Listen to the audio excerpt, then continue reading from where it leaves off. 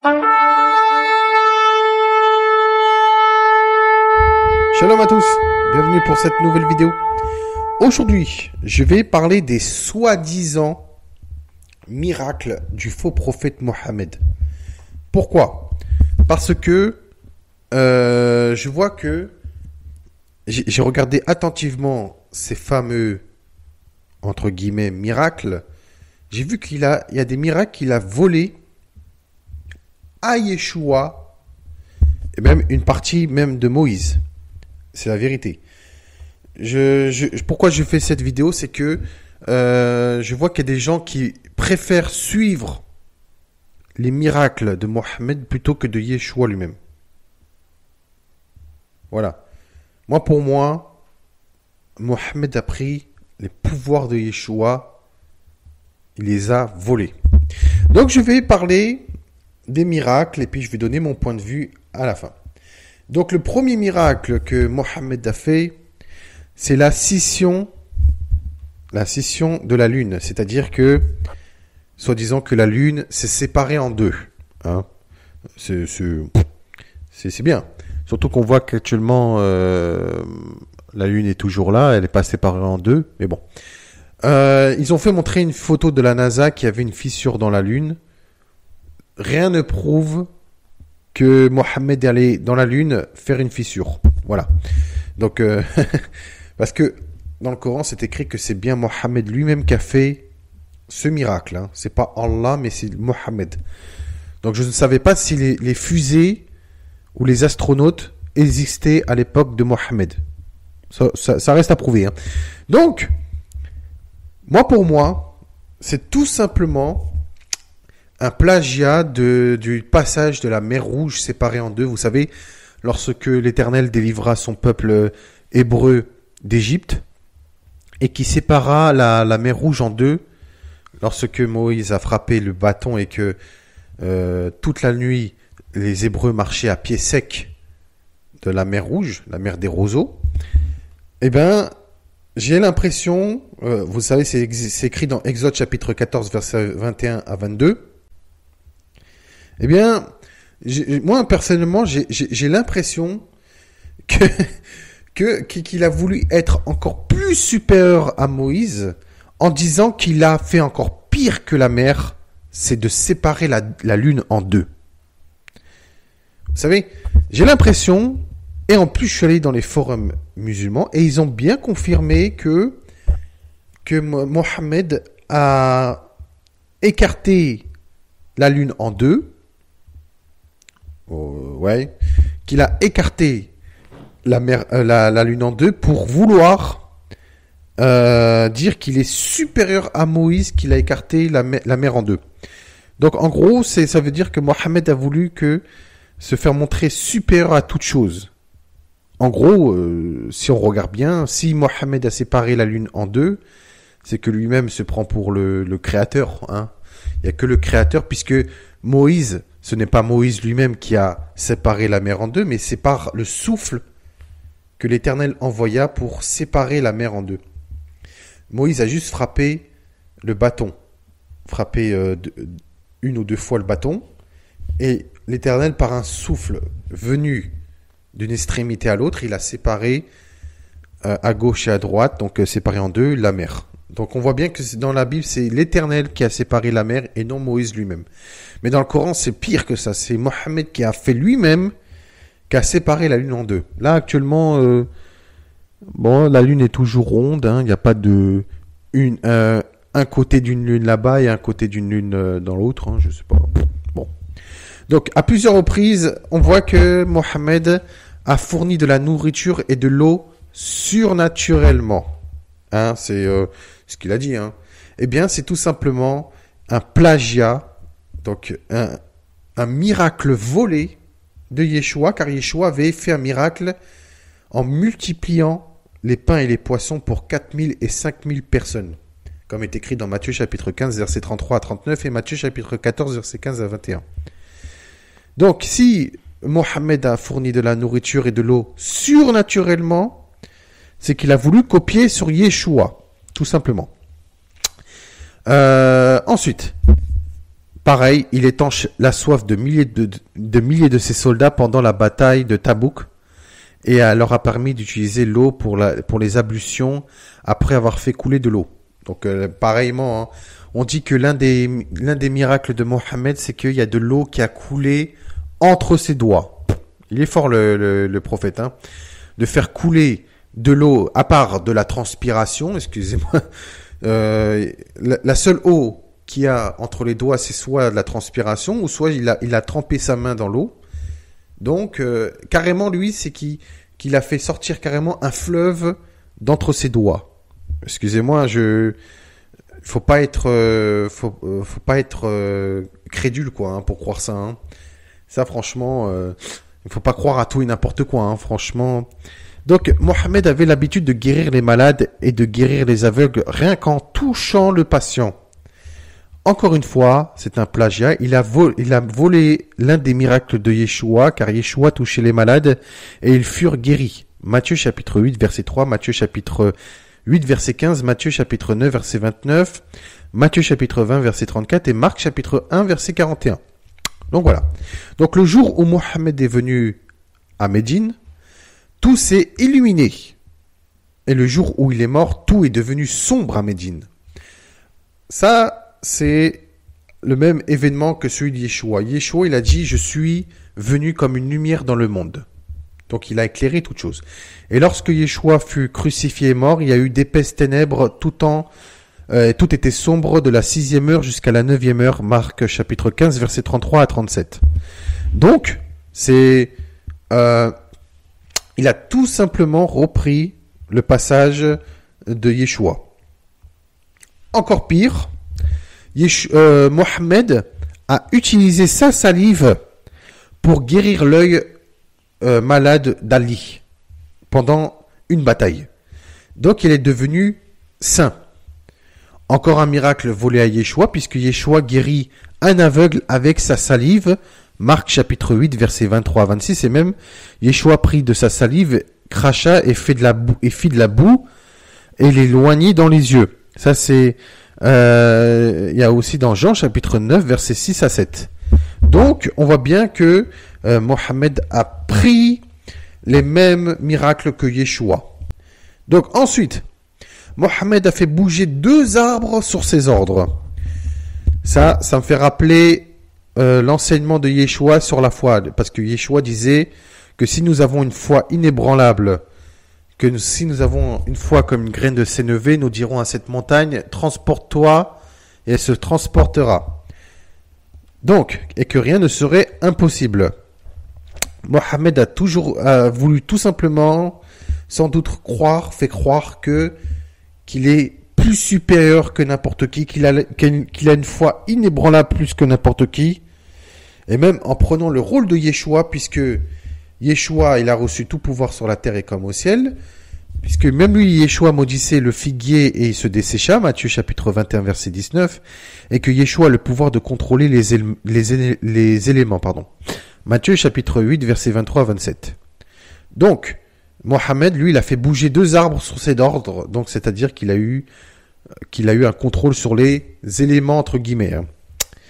Donc, là, c'est un autre miracle que Mohammed a fait que, excusez-moi, c'est complètement hallucinant. C'est ses compagnons, donc les compagnons de Mohammed qui sont eux aussi parfaits, entendaient la nourriture devant lui louant Allah. Bien. J'ai jamais entendu une nourriture louer Dieu. Dans la Bible, j'ai jamais vu un tel passage qu'une nourriture louait Dieu. J'ai déjà vu que les êtres humains louaient Dieu, les animaux aussi louaient Dieu, et qui demandaient à l'Éternel chaque jour leur nourriture. Mais je n'ai jamais vu dans la Bible qu'un prophète ou même Yeshua faisait en sorte qu'on entendait la nourriture glorifier Dieu.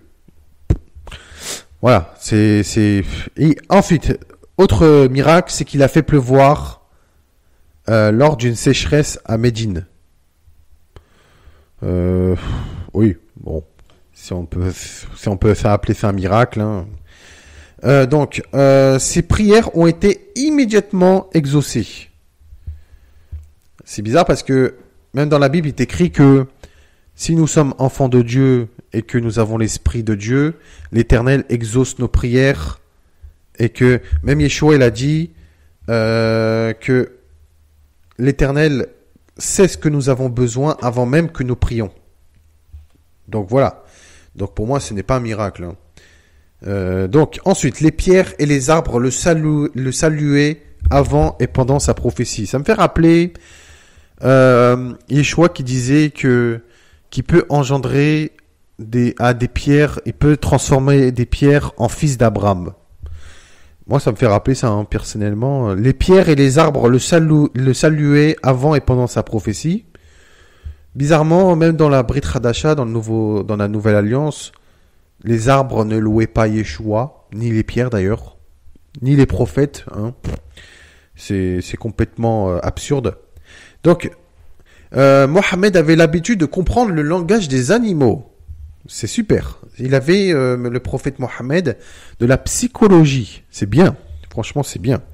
Vous savez, hein, un animal, pas besoin de savoir comment il parle. Il suffit, par exemple, s'il vient vous voir et que il y a des langages corporels. Voilà, si un chien aboie, vous savez très bien qu'il y a un problème. Hein, pas besoin. À part couper des têtes et sacrifier des animaux, je ne sais pas ce que Mohammed a fait. Donc, il a réconforté un palmier qui pleurait et était bouleversé après avoir cessé de s'appuyer dessus pendant ses sermons. Dans toute la Bible, je n'ai jamais vu un arbre pleurer et être consolé. Encore maintenant, on n'entend pas les arbres ni les palmiers pleurer et être bouleversés. Excusez-moi, ça me fait rigoler, mais c'est absurde. Il y a des miracles que Yeshua a fait, c'est tout à fait magnifique. Mais là, ce sont des miracles, excusez-moi, je vais dire forcés, quoi. C'est de forcer à croire qu'il a fait ça. Pour moi, c'est excusez-moi du terme, c'est n'importe quoi. C'est du spectacle, quoi. C'est même le spectacle, c'est de la science-fiction, ça. C'est pas réel. Non, mais Yeshua, par exemple, il guérissait les malades, ressuscitait les morts, il rendait la vue aux aveugles, aux aveugles, rendait le son aux sourds, faisait parler les muets, chassait les démons. Ça, ce sont des choses magnifiques. Mais là, carrément, il a réconforté un palmier qui pleurait, qui était bouleversé. Bon, si les gens aiment bien croire ce qu'ils veulent, moi, personnellement, je crois pas. Hein. Excusez-moi, je ne crois pas. Pour moi, c'est trop... C'est trop... c'est du cinéma, ça. C'est pas... Ça se voit, c'est surjoué, ça. C'est n'importe quoi. Quand Mohammed monta sur le mont, alors, je sais pas comment ça se prononce, hein, Oudoud, je sais pas. En tout cas, c'était sur une montagne. Il était accompagné de trois de ses, entre guillemets, martyrs ou compagnons, je sais pas. Hein. Là, la montagne tremblait sous eux.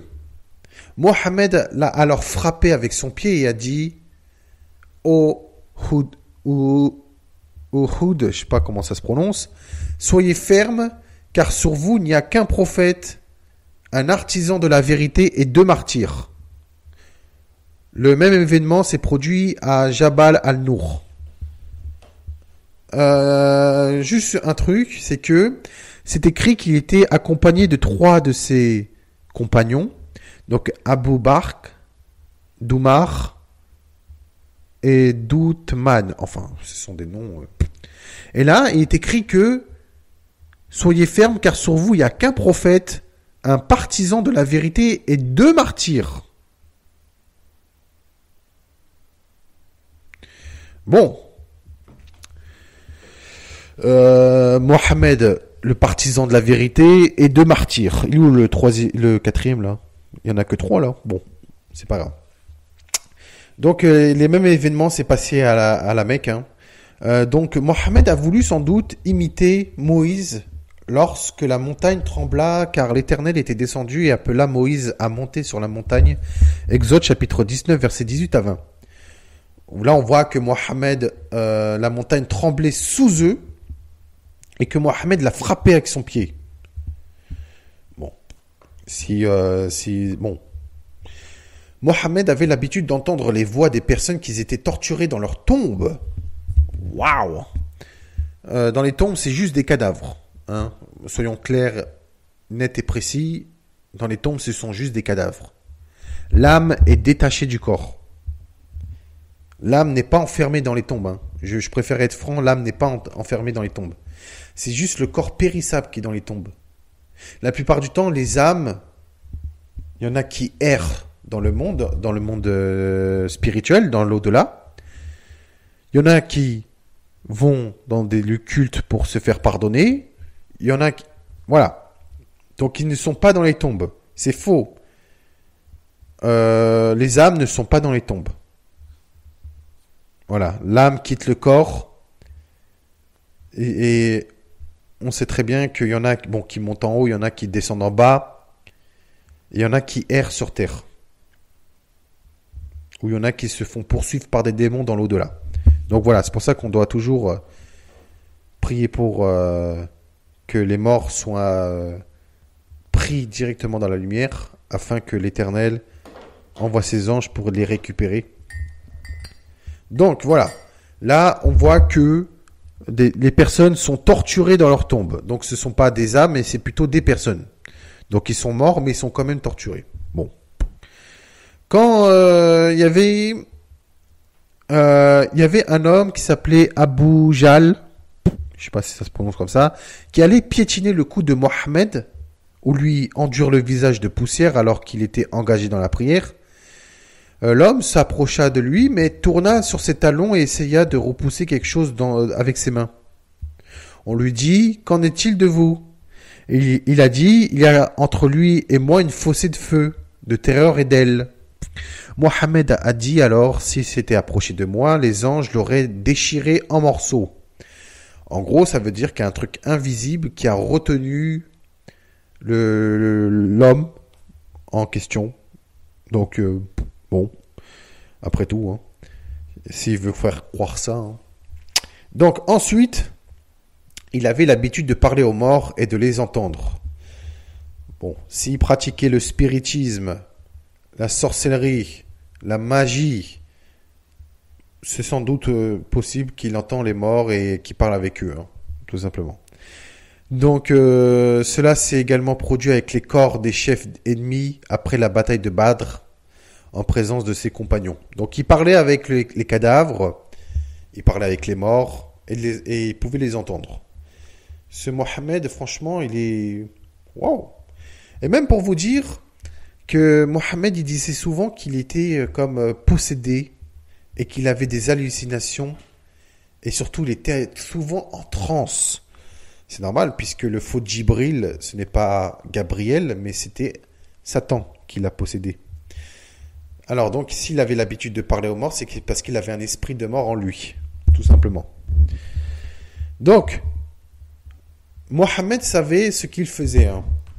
Parce que lui-même disait qu'il était annoncé dans la Torah et l'Évangile. Mais alors pourquoi la Torah et l'Évangile? Et surtout pas les écrits des psaumes, des prophètes et le reste, ni de l'Apocalypse ou quoi que ce soit. Parce qu'il était malin. Parce que la Torah représente les Juifs.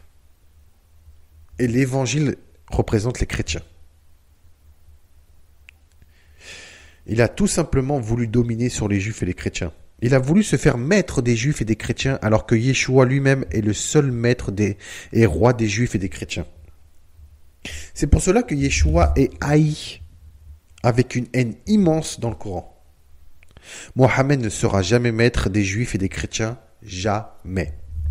Donc ça, je vous ai parlé des faux miracles de Mohammed. Donc maintenant, je vais donner mon avis. Moi, pour moi, l'un des buts de Mohammed est de prendre la place à la fois des prophètes et à la fois de Yeshua. Mais celui que Mohammed et Allah haïssent le plus au monde est celui qu'on appelle le roi des rois. Vous savez qui c'est le roi des rois? Eh bien, c'est Yeshua lui-même. Car il est le roi des rois, comme est écrit dans Apocalypse chapitre 17, verset 14 et Apocalypse chapitre 19, verset 16. Mohammed se déclare plus grand, plus important et plus puissant que Yeshua et les prophètes. C'est lui-même qui l'a déclaré. De même qu'il déclare être le sceau des prophètes. Sourate 33, verset 40. Le faux prophète déclare lui-même: cette marque entre mes épaules est comme la marque des prophètes avant moi. Donc, par lui, enfin, selon le Coran, il scelle avec son sceau toute chose, il ferme, personne ne peut ouvrir, et il ouvre, personne ne peut fermer. Ça vous dit pas quelque chose, ça, quelque chose qu'il a quelque chose qui peut fermer et que personne ne peut ouvrir, et qu'il a quelque chose et qui peut ouvrir mais que personne ne peut fermer, qu'il a un sceau puissant qui peut tout sceller du commencement à la fin. Eh bien, tout simplement, tout cela a été volé à Yeshua. Parce que déjà, Yeshua détient les clés de David qui a été mis sur ses épaules. Et là, ce qui déclare le faux prophète, cette marque entre mes épaules. Donc, l'Éternel a donné la clé de David, donc la domination sur toute chose, sur ses épaules. De plus, Yeshua lui-même est le sceau de Dieu, comme est écrit dans Jean chapitre 6, verset 27. Travaillez non pour la nourriture qui périt, mais pour celle qui subsiste pour la vie éternelle. Et que le Fils de l'homme vous donnera, car c'est lui que le Père, que Dieu a marqué de son sceau. Donc en gros, l'Éternel a marqué de son sceau sur Yeshua. Donc Yeshua détient le sceau de Dieu. Mais également le sceau des prophètes. Puisque les prophètes ont prophétisé Yeshua. Ils ont annoncé sa venue par des prophéties. Ce n'est pas Mohammed. Voilà. Yeshua, c'est lui qui détient les clés de David entre ses épaules, comme est écrit dans Isaïe chapitre 22, verset 22. C'est lui qui ouvre et personne ne fermera. C'est lui qui ferme et que personne n'ouvrira. Apocalypse chapitre 3, verset 7. Que je vais vous lire le passage. Vous allez me dire que... Écrit à l'ange de l'église de Philadelphie, voici ce que dit le saint, le véritable, celui qui a les clés de David, celui qui ouvre et personne ne fermera, celui qui ferme et que personne n'ouvrira. Donc, Mohammed dit qu'il est le sceau des prophètes, que par ce sceau, entre ses épaules, il peut ouvrir, personne ne fermera, et qu'il pourrait fermer et personne n'ouvrira. Ça appartient à Yeshua, puisque lui-même, Yeshua, a le sceau de Dieu en lui. Il est marqué de son sceau. Yeshua a les clés de David sur ses épaules. Donc c'est comme un sceau, quoi. De plus, Yeshua scelle toute chose, et il peut rompre les sceaux. Puisque regardez ce qui est écrit, je vais briser la crédulité de l'enseignement de Mohammed. Je vais briser son enseignement à partir d'un passage pour vous prouver dès maintenant que c'est un menteur, puisqu'il a dit qu'il détient le sceau des prophètes et que par ce sceau il peut sceller toute chose. Il a dit qu'il peut ouvrir, personne ne pourra fermer, qu'il pourra fermer, personne ne pourra ouvrir. Regardez ce qui est écrit dans Apocalypse chapitre 5, versets 2 à 5. Et je vis un ange puissant qui criait d'une voix forte: qui est digne d'ouvrir le livre et d'en rompre les sceaux? Et personne dans le ciel, ni sur la terre, ni sous la terre, ne put ouvrir le livre, ni le regarder. Et je pleurais beaucoup parce que personne ne fut trouvé digne d'ouvrir le livre, ni de le regarder. Et l'un des vieillards me dit, ne pleure point, voici le lion de la tribu de Juda, le rejeton de David, donc celui qui détient les clés de David, a vaincu pour ouvrir le livre et les 7 sceaux. Donc, Mohammed, je te le déclare, tu n'as pas le sceau des prophètes, ni le sceau de Dieu. Tu n'as pas cette marque entre tes épaules. Tu n'as pas la marque des prophètes. Tu n'as pas un sceau qui permet d'ouvrir, de tout sceller du commencement jusqu'à la fin. Tu n'as pas un sceau qui permet d'ouvrir et que personne ne pourra fermer et de fermer et que personne ne pourra ouvrir. Puisqu'il est écrit, personne dans le ciel, ni sur la terre, ni sous la terre ne put ouvrir le livre, ni le regarder. Personne ne pouvait briser les 7 sceaux. Donc, si quelqu'un a un sceau, il peut briser les 7 sceaux. Tandis que c'est Yeshua qui, déjà, il détient le sceau de Dieu en lui, parce que Dieu a marqué de son sceau. Il détient le sceau des prophètes, puisque Yeshua est la continuité des prophètes, mais en plus, Yeshua est annoncé dans les prophètes. Tout est annoncé dans les prophètes, dans la Torah, dans le Tanakh. Yeshua détient les clés du roi David, qui permet d'ouvrir et personne ne fermera, et qui peut fermer et personne n'ouvrira. Et en plus de cela, c'est que Yeshua, c'est lui qui scelle toutes choses, depuis le début du commencement jusqu'à la fin, et c'est lui qui romprira les 7 sceaux à la fin. Donc Mohammed, ni ton message, ni ta doctrine est plus forte que le Christ. Maintenant, je le déclare, ce sont des mensonges de Mohammed. Mohammed n'a aucun pouvoir. J'ai pu discréditer, rien qu'avec un passage, l'enseignement et le pouvoir, enfin, le soi-disant pouvoir de Mohammed. Personne ne peut avoir un sceau, ni d'avoir un pouvoir pour briser un quelconque sceau, pardon. Seulement Yeshua détient le sceau de Dieu, mais en plus il a reçu le pouvoir sur la terre comme au ciel, et il a reçu le pouvoir de briser les sceaux. Ce qui prouve que Mohammed est un menteur, un voleur, mais aussi un faux prophète. Maintenant, regardez ce que Yeshua déclara au sujet des faux prophètes. Eh bien, Yeshua, il a dit que, Matthieu chapitre 24, verset 24, « Car il s'élèvera de faux Christ et de faux prophètes. Ils feront de grands prodiges et des miracles au point de séduire, s'il était possible, même les élus. » Nous voyons que la bête et le faux prophète font des miracles. Apocalypse chapitre 13, verset 14, « Et elle séduisait les habitants de la terre par les prodiges qui lui a été donné d'opérer en présence de la bête, disant aux habitants de la terre de faire une image à la bête qui avait la blessure de l'épée et qui vivait. » Si vous voyez bien, dans le mot Allah et dans toute l'écriture coranique, il n'y a que des sabres, des épées, il n'y a que ça. Donc, Apocalypse chapitre 19 verset 20, « Et la bête fut prise, et avec elle le faux prophète, donc la bête Allah, et avec elle le faux prophète Mohammed, qui avait fait devant elle les prodiges par lesquels il avait séduit ceux qui avaient pris la marque de la bête et adoré son image. Ils furent tous les deux jetés vivants dans les temps ardents de feu et de soufre. » Maintenant, nous voyons que ceux qui adorent Allah et Mohammed reçoivent une marque, celle de la bête. C'est tout simplement Mohammed. Tout simplement. Maintenant, encore plus troublant, c'est que dans l'Apocalypse, c'est écrit que ceux qui auront la marque de la bête l'auront sur le front et sur la main droite. Ça, tout le monde le sait. Regardez ce qui est écrit par Ibn Omar.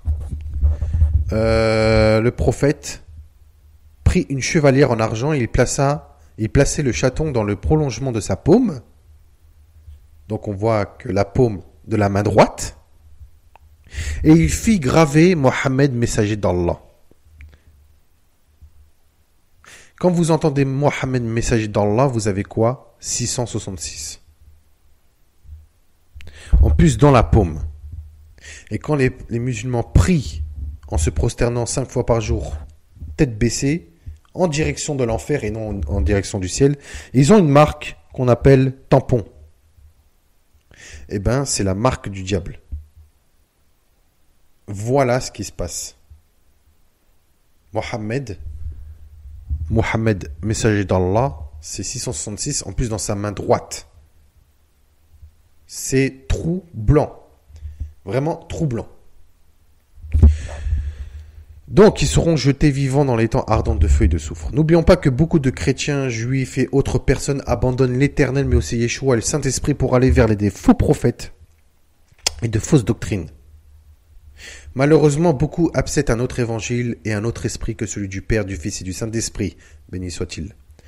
Il est écrit dans 2 Corinthiens chapitre 11 verset 4, « Car si quelqu'un vient vous prêcher un autre Jésus, donc un autre Yeshua, que celui que nous avons prêché, ou si vous recevez un autre esprit que celui que vous avez reçu, ou un autre évangile, que celui que vous avez embrassé, vous le supportez fort bien. » Et regardez ce qui est écrit dans le Coran, qu'on doit embrasser